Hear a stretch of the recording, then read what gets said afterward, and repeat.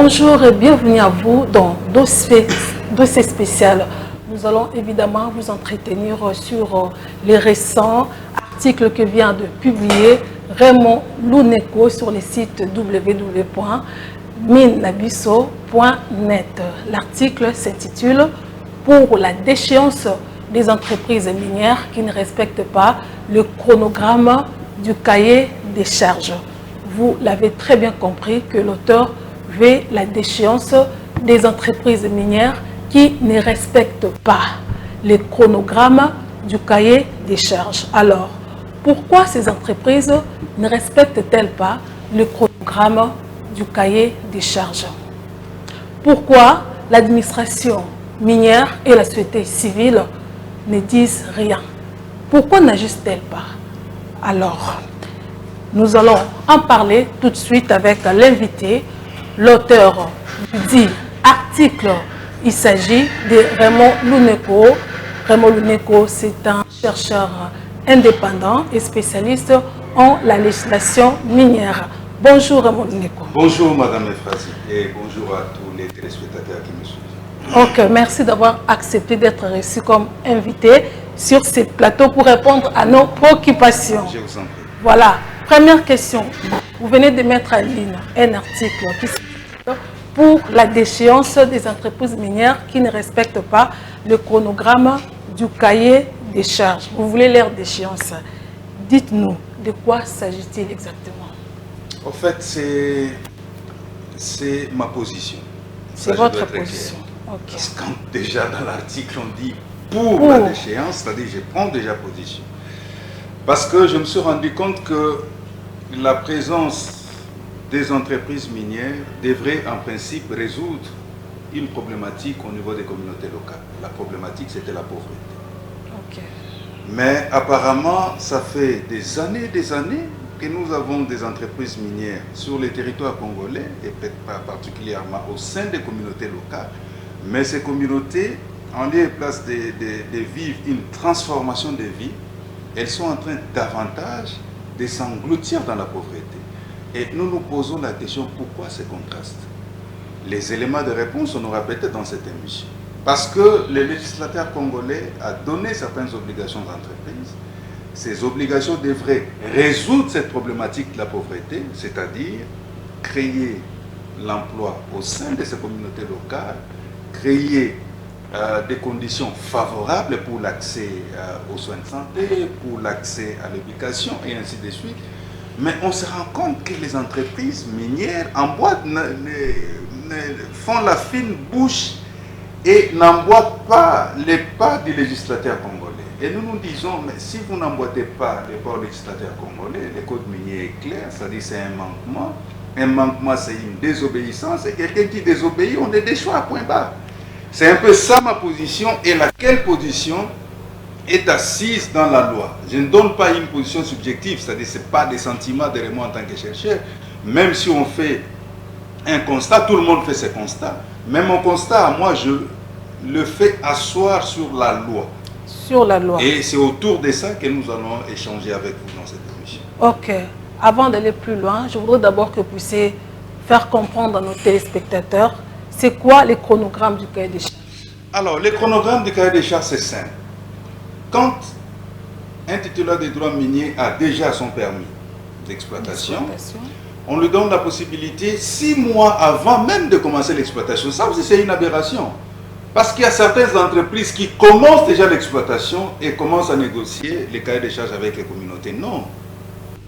Dans l'esprit du législateur, c'est-à-dire, vous avez votre permis d'exploitation, vous avez 3 ans pour commencer les travaux, mais avant de commencer les travaux, 6 mois avant, commencez les négociations avec les communautés locales. Qu'est-ce que j'entends parler par négociation? C'est-à-dire, il faut identifier les besoins prioritaires de ces communautés locales. Et vous, en tant qu'entreprise, vous avez l'obligation de répondre à ces obligations. C'est-à-dire, on va créer une espèce de communauté, des comités. Dans ces comités, il y a les entreprises minières, il y a les représentants des communautés locales, il y a les représentants de l'autorité administrative, et puis il y a le représentant des associations locales. N'est-ce pas? Alors, tout cet ensemble-là, ça forme un petit comité pour négocier autour des besoins prioritaires des communautés. Vous descendez sur terrain, vous identifiez les besoins prioritaires des communautés locales, vous rentrez au sein de l'entreprise pour voir est-ce que ce que les communautés locales ont dit, on sera capable d'y répondre. Vous revenez encore auprès des communautés locales, parce que c'est une espèce de négociation avec les communautés locales. J'arrive à votre question.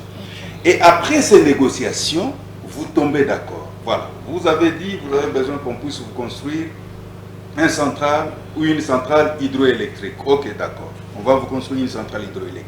Vous avez dit, vous avez besoin des routes, des dessertes agricoles. Ok, on va. Donc, par rapport à leurs besoins. Par rapport aux besoins des communautés, n'est-ce pas? Vous avez besoin des écoles, vous avez besoin de ceci, cela.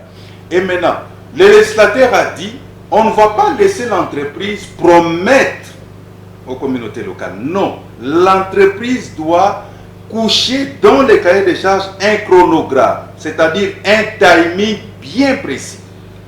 Pour, par exemple, la construction d'une centrale hydroélectrique, je vais commencer les travaux en 2024 et je vais finir, par exemple, en 2026.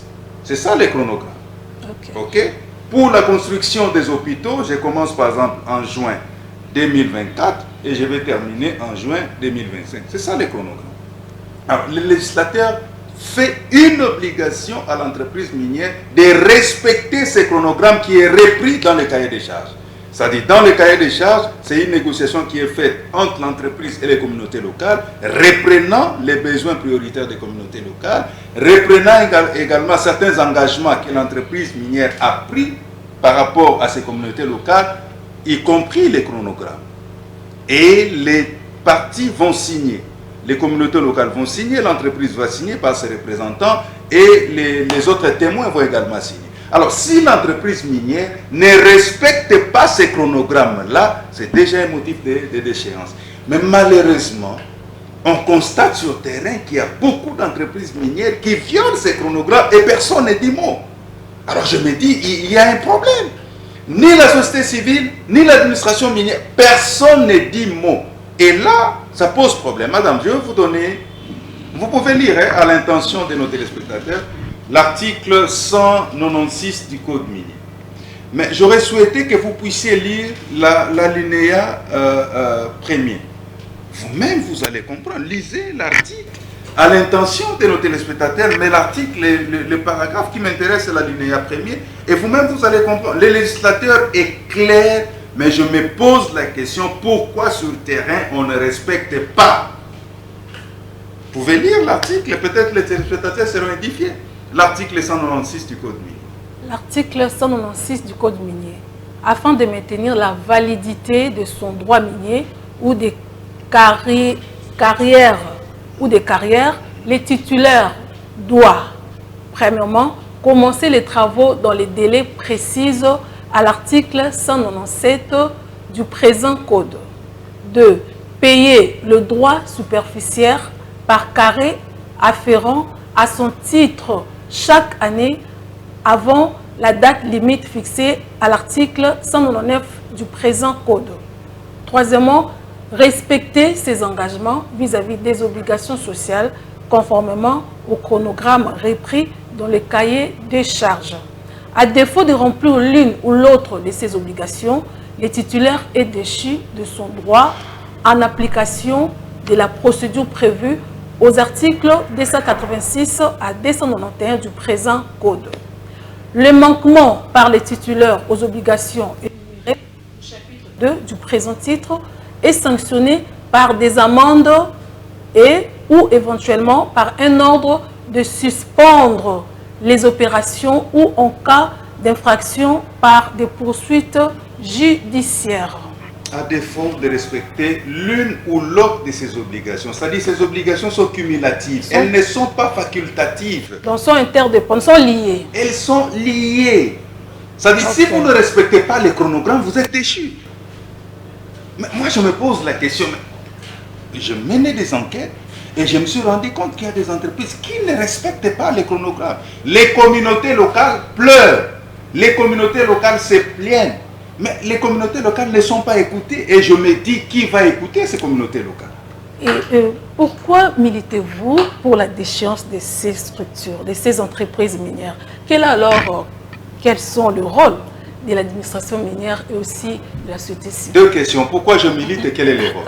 Si je comprends bien la première. Oui, le rôle de ces structures. Je milite, vous m'avez présenté comme socialiste en législation minière. Okay. Moi, c'est la loi. Je milite parce que je me rends compte que les entreprises ne respectent pas la loi. Si vous ne respectez pas la loi, non. Vous êtes appelé, l'article 196 est très clair. Respecter ses engagements vis-à-vis des obligations sociales conformément au chronogramme repris dans le cahier des charges. À défaut de respecter ça, vous êtes déchu. Donc, vous militez seulement en tant que chercheur? Je milite en tant que chercheur et en tant que quelqu'un pas un intérêt dedans. Je suis également quelqu'un qui défend les causes des communautés locales. Et en tant que tel, je me dis, ça ne sert à rien d'avoir au sein de nos communautés locales des gens qui ne respectent rien. Et je vais vous dire pourquoi ça. Parce que c'est là où il y a un problème. J'ouvre une parenthèse et peut-être ça pourra vous intéresser. Est-ce que vous savez qu'en République démocratique du Congo, ne sont autorisés à faire de l'exploitation que les entreprises de droit congolais? Les entreprises de droit étranger ne peuvent pas faire de l'exploitation, ne sont obligées de faire que de la recherche. Mais par contre, si vous lisez l'article 63 du Code minier, on donne la possibilité aux titulaires de recherche de transformer partiellement ou totalement son permis de recherche en permis d'exploitation. C'est là où les gens ils sont en train de jouer avec l'administration congolaise, l'administration minière. C'est-à-dire quelqu'un qui est une entreprise, une société de droit étranger, qui a son permis de recherche, mais qui, après un temps, transforme ça en permis d'exploitation en violation du code minier. Et cette société-là n'a pas signé un cahier de charges avec les communautés locales, parce que c'est une société de droit étranger, n'est-ce pas? Mais qui fait de l'exploitation. Mais sur le terrain, les communautés constatent que cette entreprise ici ne veut pas signer un cahier de charges avec nous. Mais en suivant, on se rend compte que c'est une entreprise de droit étranger. En réalité, ils ne pouvaient pas signer, ils ne pouvaient pas avoir les permis d'exploitation. Et tout ça sont des problèmes que nous constatons. C'est-à-dire cette entreprise-là n'a pas signé un cahier de charges avec les communautés et par conséquent, elle exploite et ne fait rien pour ces communautés locales. Les communautés sont impactées et les communautés sont abandonnées à leur triste sort. Pourquoi? Parce qu'il y a un jeu de textes, il y a un jeu de lois que personne ne maîtrise. Ni la société civile, mais c'est l'administration minière elle-même qui maîtrise. Mais nous nous posons la question, pourquoi l'administration minière ne dit rien? Est-ce qu'il y a complicité? Permis de recherche qui est transformé en permis d'exploitation. Oui. Vous pouvez lire l'article 63. Vous avez le code. Vous pouvez lire l'article 63 du code minier et vous-même, vous allez vous rendre compte qu'on peut transformer partiellement les permis de recherche en permis d'exploitation. C'est possible. Et là, ces sociétés de droit étranger jouent avec l'administration minière. Ça joue avec l'État congolais. Quelqu'un qui n'a pas la possibilité de faire de l'exploitation, mais qui se permet de transformer partiellement son permis de recherche, mais elle fait l'exploitation, vous pouvez dire. Là, c'est clair, transformation partielle du permis de recherche en permis d'exploitation. C'est très clair. C'est-à-dire, si vous êtes société minière de droit congolais, vous pouvez faire également la recherche, mais avec possibilité de transformer votre permis de recherche en permis d'exploitation. Mais celui qui est société étrangère ne peut pas faire de l'exploitation en République démocratique du Congo. Non sur non et non. Et l'article 63 ne concerne que les sociétés minières de droit congolais. Pas des sociétés minières de droit étranger. Là, je suis totalement catégorique. Et c'est clair dans la loi. Mais comme si, je ne sais pas si vous voulez un peu aller plus loin pour nous faire comprendre, comme s'il y a une contradiction. On lui donne la possibilité de transformer ses permis de recherche en permis d'exploitation. Il n'y a pas de contradiction. C'est clair. Mais comment ça? Je vous explique. Un périmètre minier, c'est 400 km². Okay. Et dans ces 400 km², c'est comme si vous quittez Kinshasa, vous allez vers Matadi. C'est presque ça. Vous voyez un peu la distance de Kinshasa vers Matadi. Tout cette étendue-là, c'est presque 400 km. Okay. Et on donne à un titulaire. C'est-à-dire de Kassangoulou jusqu'à Matadi, faites de la recherche. Mais il peut se faire que pendant qu'il est en train de faire la recherche, il peut constater qu'à partir de Kisantu, non, il y a un gisement qui est économiquement rentable. C'est-à-dire qu'il y a des substances minérales qu'on peut exploiter. Okay. N'est-ce pas? Et quand il constate ça, les codes miniers lui donnent la possibilité, au lieu de poursuivre la recherche, vous pouvez transformer partiellement. C'est-à-dire seulement cet espace-là. Ça peut être 200 km², ça peut être 100 km². Vous transformez cet espace où vous avez constaté qu'il y a des gisements économiquement rentables. Vous transformez cet espace-là en permis d'exploitation. Mais vous maintenez votre permis de recherche intact. Est-ce que je me fais comprendre? Voilà. Seulement cet espace-là, vous pouvez faire de l'exploitation. Mais dans le reste des espaces, vous continuez la recherche. Vous continuez la recherche dans les autres espaces. Mais là seulement, à Kisantu, faites de l'exploitation. C'est-à-dire, au même moment, ces permis de recherche peuvent se transformer partiellement en permis d'exploitation. Mais aussi, ces mêmes permis de recherche-là, vous pouvez transformer ça en multiples permis de recherche. Et avec possibilité d'avoir des sociétés affiliées et de leur donner ces portions de permis de recherche pour qu'ils puissent continuer le travail. Vous comprenez? Donc c'est possible de transformer partiellement son permis de recherche en permis d'exploitation dans l'hypothèse que je vous donne. Et pendant que vous exploitez cette transformation partielle, pendant que vous exploitez, vous avez des responsabilités, des obligations face aux communautés. Exactement, je vous ai dit. Vous quittez de Kassangoulou jusqu'à Matadi. Mais le gisement économiquement rentable, c'est à Kisantu. On suppose qu'à Kisantu, il y a des communautés locales qui sont là. Okay. Donc, puisqu'il y a des communautés locales qui sont là, avant de commencer l'exploitation, parce que c'est vous-même qui avez fait la recherche, et c'est vous-même qui avez constaté que là, à Kisantu, il y a des gisements économiquement rentables, c'est-à-dire il y a de l'or à Kisantu. C'est un exemple. Mais avant de commencer l'exploitation de cet or-là, parlez avec les communautés locales. 6 mois avant, vous parlez avec, vous signez un cahier de charges et vous commencez à implémenter le cahier de charges conformément au chronogramme. Okay. C'est ce qu'on demande. Pourquoi on ne le demande pas aux sociétés de droit étranger? Parce que ce sont des sociétés qui n'ont pas de siège social ici en République démocratique du Congo et qui n'ont pas certaines obligations à l'égard de l'État congolais. N'est-ce pas? Voilà pourquoi on leur interdit de faire de l'exploitation, on leur donne seulement la possibilité de faire de la recherche. Et c'est clair. Mais sur terrain, moi je me rends compte qu'il y a une certaine léthargie. C'est comme si on n'est pas en train de surveiller et de suivre de près ce qu'il y a, et ça pose problème. Ça pose problème. D'accord. Existe-t-il un lien entre les cahiers de charges et la dotation de 0,3? Il n'y a aucun lien. Les cahiers de charges et la dotation de 0,3%, ce sont des responsabilités sociétales de l'entreprise. Parce que l'entreprise a ce qu'on appelle des obligations environnementales et sociales. Ce sont des exigences. Vous avez la première exigence, ce sont des exigences environnementales. La deuxième exigence sont des exigences sociales. Là, on a parlé de la formation, on a parlé également de l'emploi. L'entreprise, on exige à l'entreprise de donner d'abord de l'emploi aux Congolais avant les expatriés. Ça, c'est une exigence. On exige à l'entreprise de travailler pour que les travailleurs qui sont là puissent être bien formés, même s'ils avaient un niveau très bas, qu'ils puissent suivre des formations pour leur permettre de gravir les échelons au niveau de l'entreprise. Ça sont des exigences sociales. Mais la responsabilité sociale, c'est 1, les cahiers de charges, 2, la dotation 0,3%. Ce sont là les 2 grandes responsabilités sociétales.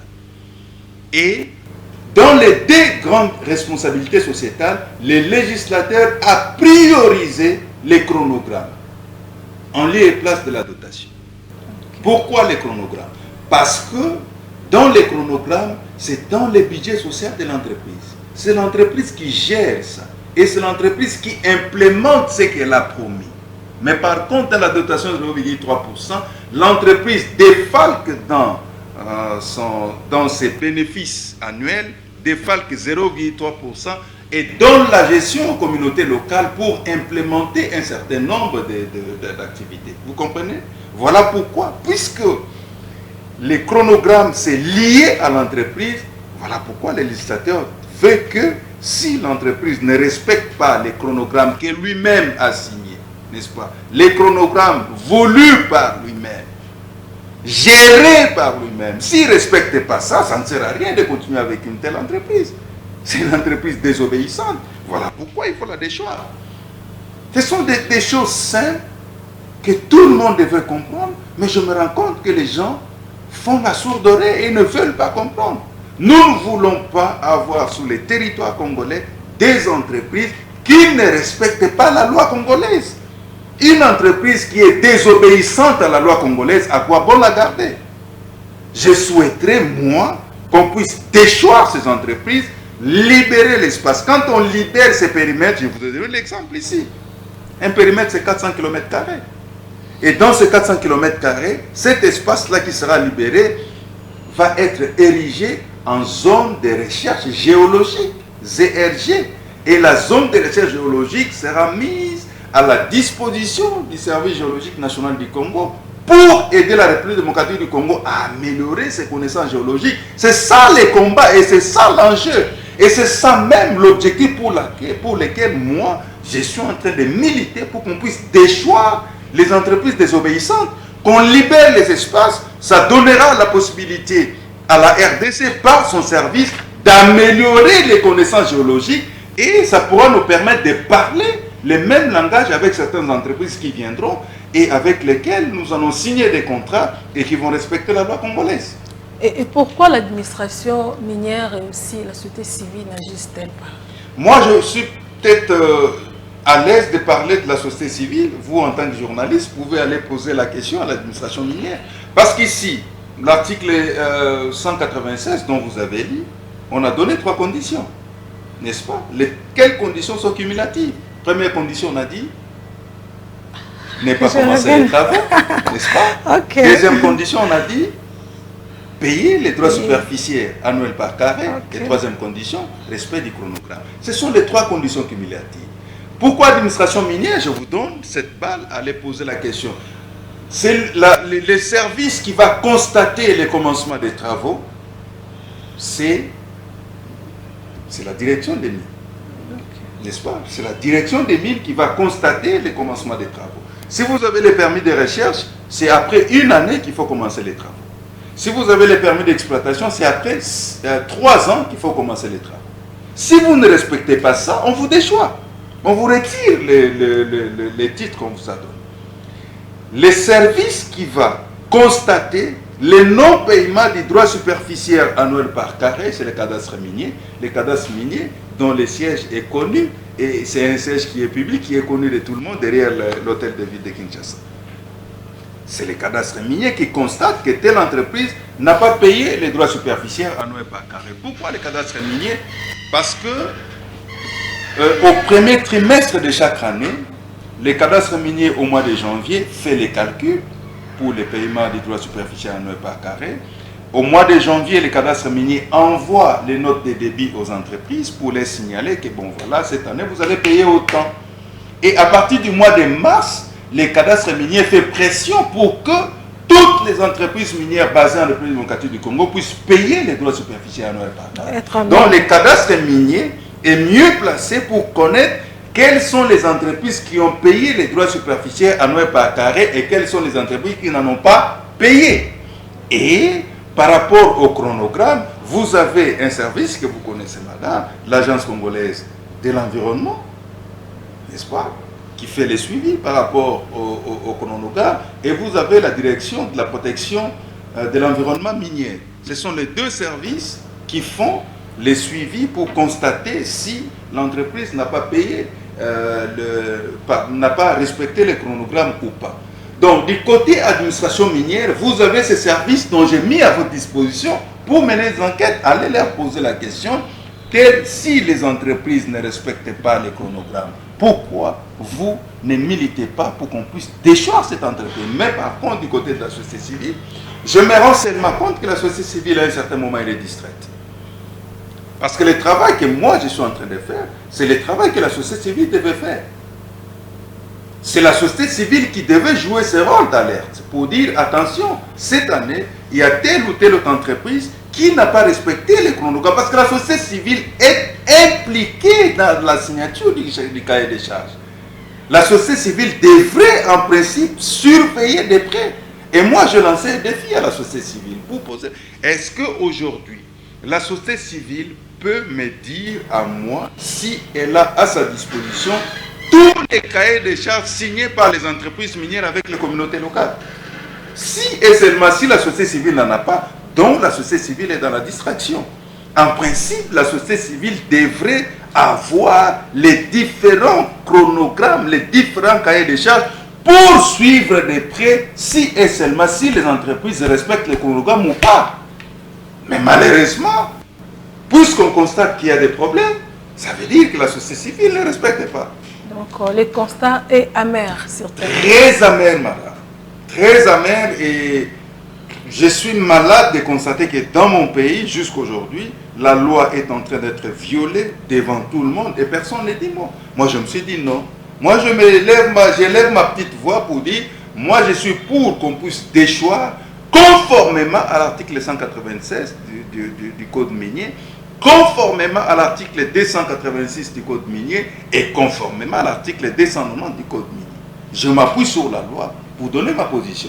Que les autres s'appuient sur je ne sais quoi pour me contredire. Hein, comme on dit, pièce contre pièce. Moi, je présente mes pièces et qui viennent également avec leurs arguments. Moi, je m'appuie sur la loi. Et les conditions sur lesquelles moi je m'appuie, elles sont cumulatives. Et moi, je m'appuie seulement sur les chronogrammes parce que là, je peux avoir des arguments solides pour avancer. Donc, les conditions sont cumulatives. Le non-respect du chronogramme du cahier des charges fait aussi partie des conditions, de ces conditions. De la déchéance d'une entreprise. Voilà. Pourriez-vous nous dire, je vis dans l'article, vous avez évoqué la loi de 2000D, modifiée, complétée par la loi de 2012. Parlez-nous un peu 2018, pardon. Parlez-nous un peu des éléments nouveaux de cette loi de 2018. Alors, la loi de 2018, c'est pour moi une loi intéressante. Parce qu'en 2018, les législateurs congolais s'est soucié des communautés locales. C'est là où moi j'applaudis, même si aujourd'hui on dit oh, les députés ont 33 000 $, 45 000 $, moi je m'en fous. Mais moi je salue le travail qui est fait par les législateurs de 2018 par rapport aux législateurs de 2010. En 2018, on nous a amené tout ce que je vous parle ici, notamment la responsabilité sociétale des entreprises. Là, on met l'entreprise devant ses responsabilités. Qui n'existait pas avant. Ça n'existait pas. On met l'entreprise devant ses responsabilités pour dire, monsieur, vous venez exploiter dans un territoire, dans ce territoire, vous trouvez des communautés locales. Madame, je vous dis, vous faites des émissions relatives à l'environnement. Parmi les éléments physiques de l'environnement, lesquels éléments qui sont indispensables, il y en a trois. Je ne sais pas si vous en connaissez. Les éléments physiques de l'environnement, il y en a trois. Un, vous avez l'air. Deux, vous avez l'eau. Et trois, vous avez les sols. Ce sont les trois éléments physiques de l'environnement. C'est-à-dire, si vous impactez l'air, ces communautés, à travers les poussières, avec vos engins, vous allez revenir, vous éclaboussez la poussière et l'air est impacté. Ça, c'est l'impact au niveau d'un élément physique de l'environnement, l'air. Ces communautés sont en train d'inhaler l'air. L'air est pollué. Pollution de l'air. Il suffit d'aller dans des carrières, d'aller dans les mines, mais vous aurez pitié de ces communautés-là. Parce qu'il y a des engins lourds qui passent et repassent. C'est l'air qui à tout moment pollué. C'est l'élément physique indispensable qui est pollué. Et ces communautés-là sont en train d'inhaler l'air pollué. On vous dit, mais puisque ces communautés sont impactées ainsi, pourquoi ne pas partager un peu de bénéfices que vous avez avec ces communautés-là? Ils vivaient tranquilles. Ce n'est pas une malchance de vivre dans une contrée où il y a des minéraux. Non. Donc ces entreprises étaient habituées à travailler, à polluer. Oui, à polluer sans pour penser à ces communautés-là. Voilà pourquoi le législateur congolais a dit non. Parce que la RSC, ce n'est pas une nouveauté congolaise. La RSC a toujours existé à travers le monde. Parce que les concepteurs de la RSC l'ont créée, non pas dans le secteur minier ni dans le secteur environnemental. Non, ils l'ont créé dans le secteur des business. Pourquoi ils ont créé? Parce qu'ils se sont dit, quand on gagne plus, ils font partager les peu que vous avez avec les autres. Donc elles étaient habituées à accumuler des bénéfices. Accumuler des bénéfices juste sans pour elles-mêmes. Sans partager avec les autres. Non, et le législateur congolais a dit non. Il faut partager les peu que vous avez avec ces communautés. Premier élément physique pollué. Deuxième élément, je vous ai parlé de l'eau. Vous faites des formules chimiques pour faire la concentration minérale. Ces produits chimiques-là, c'est dans l'eau. Et ces communautés locales-là ne consomment que l'eau des rivières. N'est-ce pas? Ils n'ont même pas de robinets. Ils n'en ont pas. Vous polluez l'eau que les communautés locales consomment. Et ces communautés tombent malades. Elles tombent malades. Les communautés locales ne vivaient que des activités champêtres. Mais vous venez avec des engins lourds, vous les empêchez d'accéder au sol. Donc il n'y a plus moyen pour vous de cultiver. Il n'y a plus moyen de cultiver. Il faut nous laisser l'espace. Il faut laisser l'espace pour faire de l'exploitation. Mais ils vont vivre comment? Mais pensez au moins à ces communautés-là. C'est un peu ça la meilleure et la grande innovation que moi j'ai trouvée dans ces codes miniers. Ah, le législateur a fait un grand travail. Voilà, le législateur a pensé à ces communautés locales. Mais malheureusement, nous avons certaines entreprises qui viennent en lieu et place de respecter ce que le législateur congolais a mis dans les codes, mais ils s'en foutent. Ils ne font que ce qu'ils pensent. Et moi je dis non. Les entreprises ne peuvent pas s'en foutre, non. Aujourd'hui, les communautés locales deviennent comme des quémandeurs alors qu'elles ont des droits. Ils ne peuvent pas les quémander auprès des entreprises minières, non. Donc c'est de leurs droits. C'est, je dis bien, de leurs droits et c'est une obligation légale. Et que vous le vouliez ou pas, moi j'en parle. C'est une obligation légale que l'entreprise minière signe un cahier de charges avec les communautés locales. Et dans ce cahier de charges, il y a un chronogramme qui doit être respecté. Si vous ne respectez pas ce chronogramme, le législateur est clair. On vous déchoit. Mais malheureusement, aujourd'hui, la déchéance des entreprises minières, ça devient un sujet tabou. Alors que dans la loi, la procédure elle est simple. Dans la loi, c'est clair. Et là, ça pose problème. Deuxièmement, on vous dit, monsieur, ces communautés-là, en lieu et place de bénéficier seulement du chronogramme tel qu'ils ont signé avec vous dans les cahiers de charges, non. Vous faites beaucoup de bénéfices sous les doutes. Ces communautés, quand même. Beaucoup de bénéfices. Des millions de dollars que vous brassez. Mais dans votre chiffre d'affaires là annuel, prenez seulement 0,3%, donnez à ces communautés, madame, là encore c'est un problème. Là encore c'est un problème. Allez auprès des sociétés minières. Mais vous allez vous rendre compte qu'on a mis ce qu'on appelle des dots auprès des chaque société minière pour libérer ces 0,3% de leur chiffre d'affaires. Mais ça pose problème. Moi je me dis, est-ce qu'il faut une police minière pour qu'on puisse traquer les entreprises? On a une inspection. L'inspection doit faire son travail, s'il vous plaît. Malheureusement, ce n'est pas ce qui est fait. Et nous nous disons, qu'est-ce que nous devons encore dire? Qu'est-ce que nous devons encore faire pour pousser l'administration minière à agir? Et moi, je me dis aujourd'hui, la seule chance que nous avons, c'est la société civile. Mais apparemment, la société civile ne dit mot, la société civile croise les bras. Et je me dis, c'est quoi le problème? Peut-être il y a complicité. S'il y a complicité, bon, nous allons monter parce que la loi est très claire. Pourquoi ne pas agir? La loi, elle est très claire. Et en matière de RSC, il y a beaucoup d'amis qui travaillent au sein de la société civile, je connais, qui travaillent en matière de la RSC. Et dans la RSC, vous avez les chronogrammes, vous avez les cahiers des charges. Alors j'ai dit, beaucoup d'entreprises minières ne respectent pas les chronogrammes. Et si vous allez dans quelques entreprises minières qui semblent respecter le travail, mais les ouvrages qu'on construit pour ces communautés locales, ça laisse à désirer. Moi, là où ça m'énerve, c'est la déconsidération que les entreprises minières ont à l'égard de ces communautés locales. C'est parce que ces gens n'ont pas étudié. C'est quoi les problèmes? Ils ne vous ont pas demandé de venir exploiter dans leur contrée. Non. Vous leur donnez n'importe quoi et vous prenez les tout. Non, je me dis non. S'il faut construire des écoles, construisez des écoles avec des normes internationales.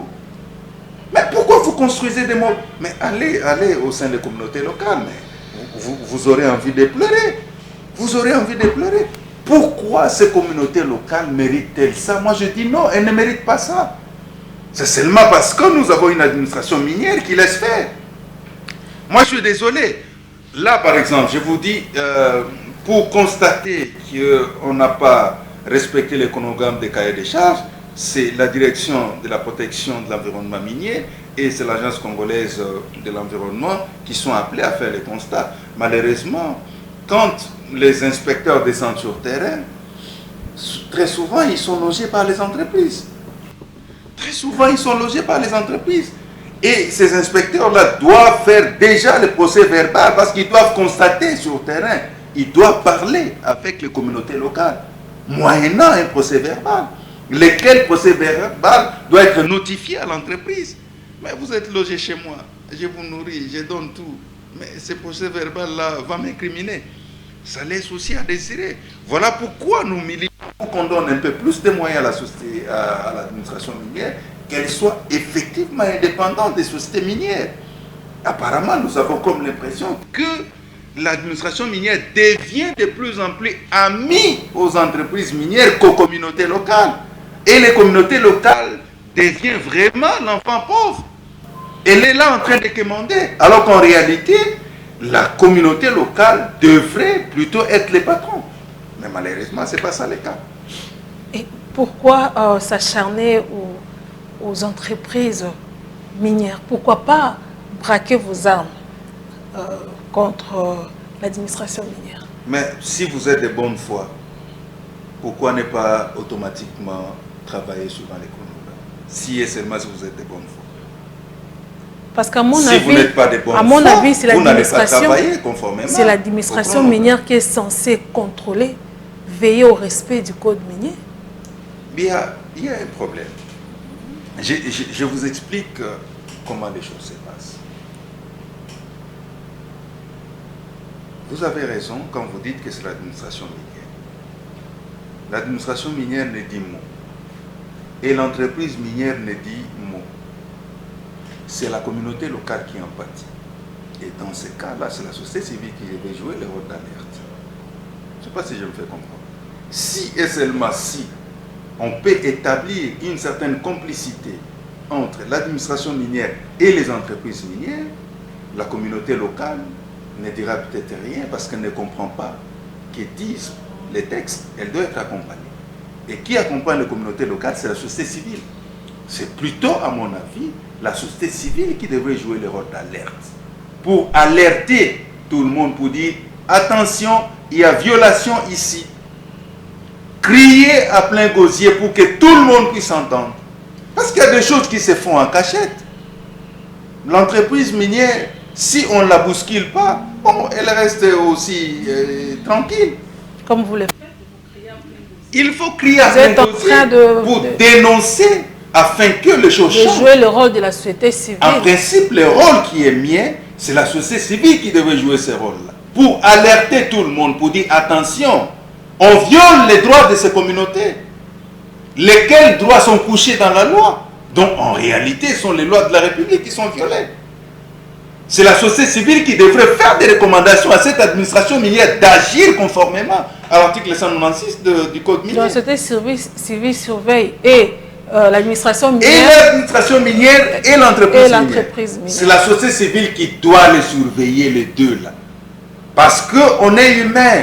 Il peut se faire que, bon, voilà, l'administration minière peut se laisser tenter Elle peut se laisser tenter parce qu'on est tous faillibles.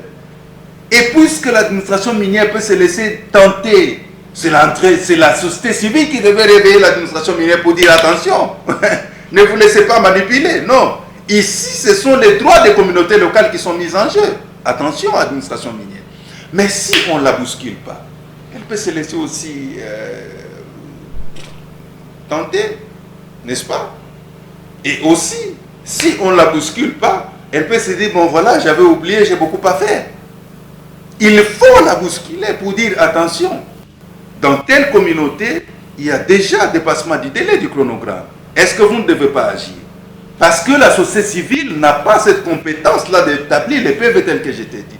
C'est sur base de ces PV établis, après enquête menée, après avoir constaté le non-respect du chronogramme, lesquels PV doivent être notifiés à l'entreprise minière et présentés au ministre.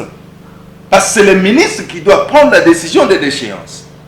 Vous comprenez? C'est cette démarche-là qui n'est pas faite. Et moi, je me dis, où est le problème? Pourquoi l'administration dort? Pourquoi la société civile ne parle pas? Et les communautés locales sont là, abandonnées à leur triste sort. Je me dis non. Et pour moi, le développement de la République démocratique du Congo devait commencer à la base.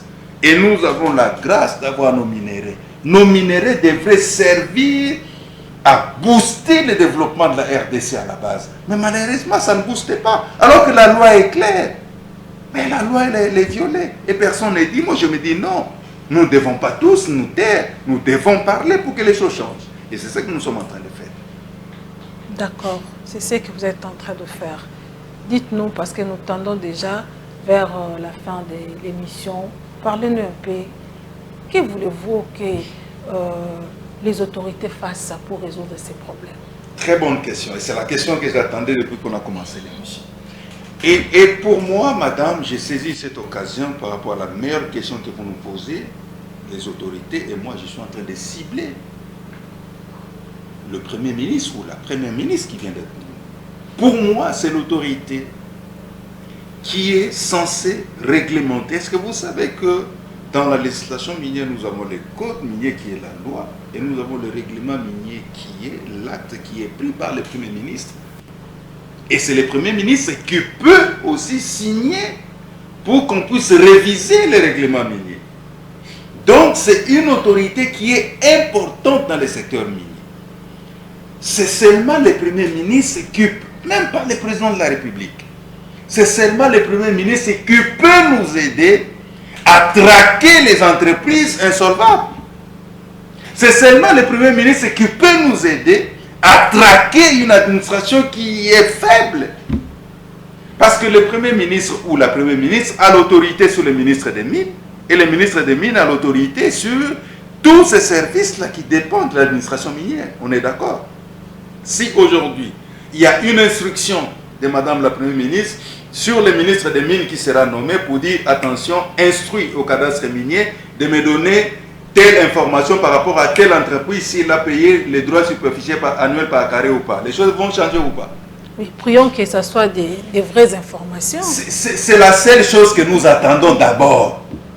Nous, à travers les médias, nous ne cesserons pas de parler à Madame la Première ministre. Les droits superficiels annuels par carré doivent être payés chaque année, et c'est beaucoup d'argent pour la République.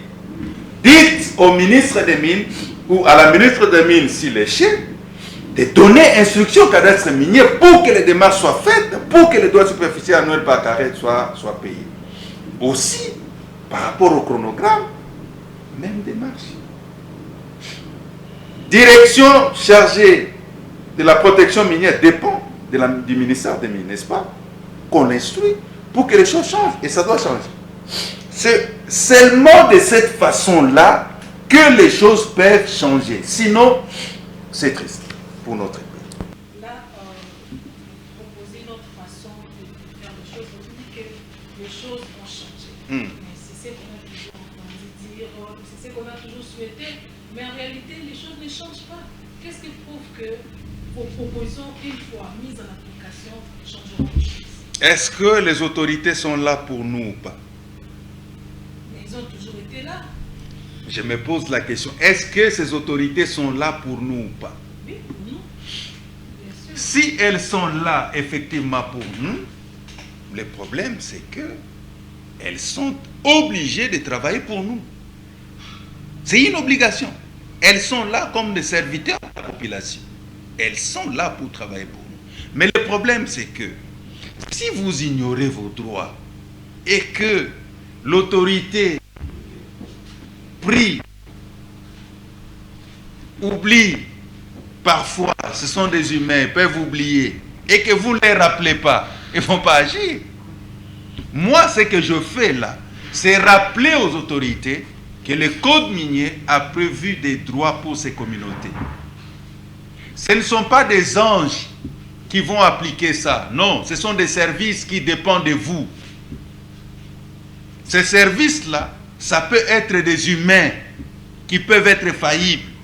Vous, en tant qu'autorité, rappelez à l'ordre ces services. Et je me dis, dans les cas d'espèce, vous avez les cadastres miniers. Madame la Première ministre, le nouveau ministre des Mines qui sera nommé, faites des réunions pour que le cadastre minier à tout moment soit interpellé. N'est-ce pas? Vous avez la direction des mines. La direction des mines, c'est un service au sein du secrétariat général aux mines, n'est-ce pas? Qui dépend directement du ministre des Mines. Interpellez le directeur de la direction des mines. N'est-ce pas? On l'interpelle, monsieur. Pourquoi il commence par les travaux? Ce sont des individus qui gèrent des institutions. Ce sont des gens qui sont identifiés et identifiables. Pourquoi on ne peut pas les interpeller? Je vous donne les cas, par exemple, pour constater le chronogramme. Je parlais de la direction chargée de la protection de l'environnement minier et l'Agence congolaise de l'environnement. C'est dirigé par des individus, oui ou non? Et ces individus-là, on ne peut pas les interpeller pour dire, mais allez un peu constater s'il y a respect des chronogrammes ou pas. Si on ne les fait pas, donc il y a complicité à tous les niveaux. Et moi, je ne pense pas qu'il y a complicité au niveau des autorités. C'est peut-être des individus qui faillissent.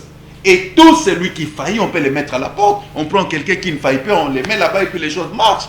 Le plus important pour moi, c'est que les communautés locales rentrent dans leurs droits.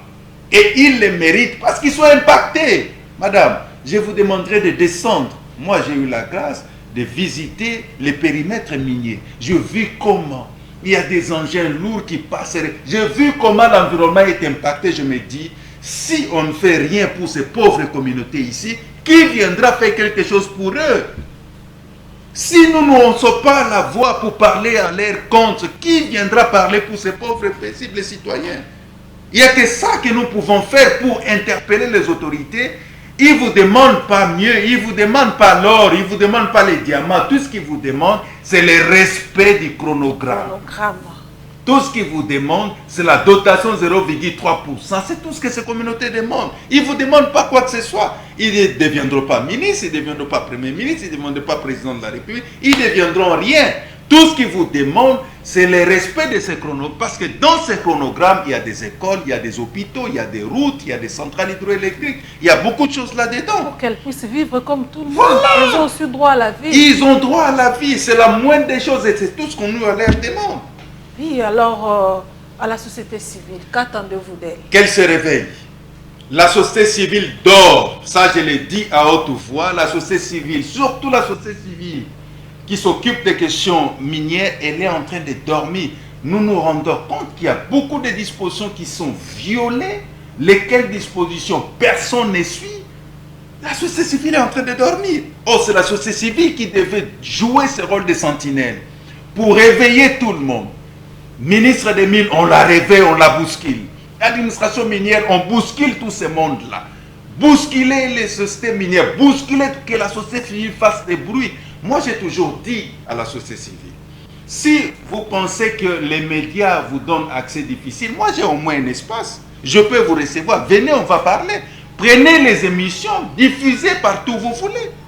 Vous dites, oh non, voilà, les professionnels des médias nous bloquent, ils ne veulent pas qu'on parle. Moi, je vous invite, venez, on va parler. Parlez, parlez, parlez. Et si vous ne parlez pas, donc vous êtes complice. Et à cette communauté locale qui se sent abandonnée, délaissée, que diriez-vous? Moi, à la communauté locale qui ne se sent pas abandonnée, le législateur congolais est du côté des communautés. Même pas moi. moi je parle au nom du législateur congolais. Le législateur congolais est du côté des communautés locales. Et puisque le législateur congolais est du côté des communautés locales, tôt ou tard, les droits des communautés locales seront respectés. Toutes les entreprises qui ne respectent pas le code minier a parlé à l'article 286 des manquements aux obligations. Quand on parle de manquements aux obligations selon la loi, c'est-à-dire c'est la désobéissance aux obligations. Une entreprise qui désobéit à ses obligations légales, elle doit être déchue. Ça, c'est la position du législateur congolais. Et je me dis, c'est cette position qui doit être soutenue par les communautés locales. Ça va leur donner de l'espoir. Même si aujourd'hui, on a quelques dirigeants qui ne respectent pas, ils ne sont pas éternels, ils finiront par partir. Il y aura toujours des dirigeants qui viendront, qui vont pousser tout le monde à respecter ces obligations-là et les communautés locales vont se sentir à l'aise. Comme vous ne cessez de dire, elles ont aussi droit à la vie. Pourquoi ces gens-là ne doivent-ils pas vivre de façon décente? Ils ont tué qui pour vivre dans ces conditions? Non. Ce n'est pas un malheur. Okay. Parce qu'ils vivent sur de l'or, ils vivent sur des diamants, mais ils vivent dans la pauvreté. J'ai dit non. Le législateur a voulu que ces gens-là vivent de façon décente et nous allons militer pour que leurs droits soient respectés et elle finira par être respectée. C'est vraiment méchant, mais nous croyons que les choses changeront. Ça changera. Ok, nous arrivons déjà à la fin. Le mot de conclusion pour conclure. Je vous dis sincèrement merci pour cette émission. À la société civile, j'insiste, réveillez-vous, chers amis de la société civile. La question dont on vient de parler dans cette émission, c'est une question qui est fondamentale. Ce sont les droits des communautés locales qui sont violés, alors que vous êtes là pour défendre également les droits de ces communautés locales. Travaillez pour que ces droits-là soient respectés. Aux autorités, réveillez-vous pour que chacun à son niveau, administration minière, bataillez pour que l'article 196 du code minier soit respecté. Aux autorités au plus haut niveau, faites pression à ceux qui dirigent aux basses échelles pour qu'il n'y ait pas une espèce de complicité entre l'administration et les entreprises minières, afin que cette fois-ci, que les lois de la République soient respectées, afin que tout le monde rentre dans ses droits, particulièrement les communautés locales, et c'est la République démocratique du Congo qui va gagner. Merci beaucoup de répondre madame à nos préoccupations. Merci beaucoup, madame. Merci aussi à vous, nos téléspectateurs, d'avoir suivi cette émission. On se retrouve à la prochaine pour un autre numéro. On s'arrête ici. Dans l'entretemps, restez branchés sur votre chaîne Télé 7. Bye.